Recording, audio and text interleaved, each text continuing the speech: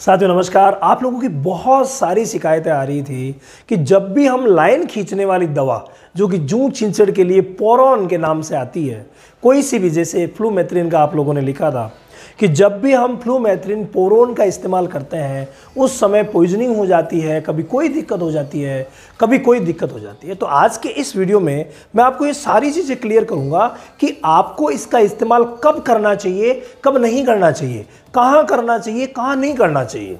अगर आपने ये सीख लिया तो कभी भी ये पॉइजनिंग नहीं करेगी।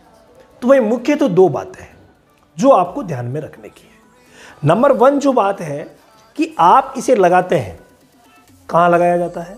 इसे हमेशा ही पशु की जो रीढ़ की हड्डी है उस पर लगाया जाता है। इसके लिए हमने अलग से बहुत सारे वीडियोस प्रैक्टिकली भी बना रखे हैं, आपने नहीं देखे तो डिस्क्रिप्शन में देख लेना।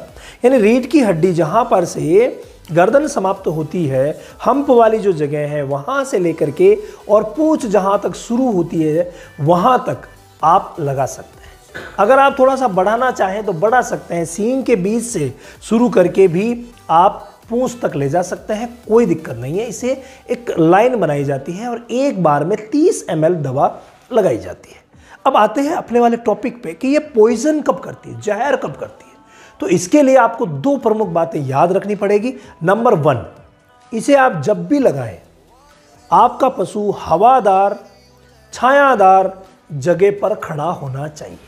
2 बातें ध्यान रखिएगा, जगह हवादार हो, हवा का आवागमन वहां पर हो, बंद कमरे में नहीं लगाना है, और दूसरा वहां पर छाया हो, धूप में कभी नहीं लगाना है।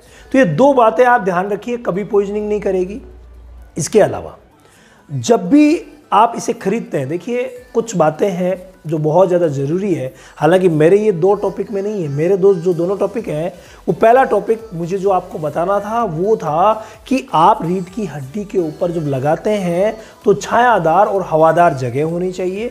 दूसरा टॉपिक ये था कि जब भी आप लगा रहे हैं कहीं से भी अगर कोई खरोंच लगी हुई है, चमड़ी उखड़ी हुई है, घाव कहीं हो रखा है, तो वहाँ भूल के भी ना लगाइए, कभी दिक्कत नहीं होगी, पॉइजनिंग होगी नहीं। तो इन 2 बातों का आप विशेष ध्यान रखिए। और तीसरी जो मैं अभी बता रहा था वो है कि आप सही दवा का चयन करें।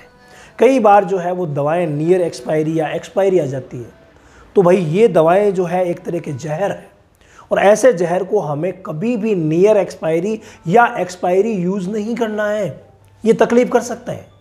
तो इन तीनों बातों को आप ध्यान रख लीजिएगा।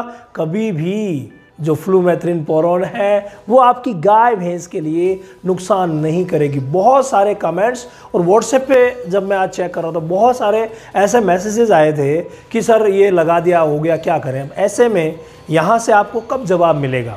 आपको जल्द से जल्द अपने नज़दीकी पशु चिकित्सक से मिलना है और अच्छा इलाज करवाना है अगर पॉइजनिंग हो गई तो। लेकिन मैंने जो तरीका बताया है उसे अगर आप इस्तेमाल करेंगे और इस तरीके से करेंगे कभी गलत नहीं होगा। हमेशा ही आप जब पोरॉन लगाएंगे कभी कोई प्रॉब्लम होगी ही नहीं।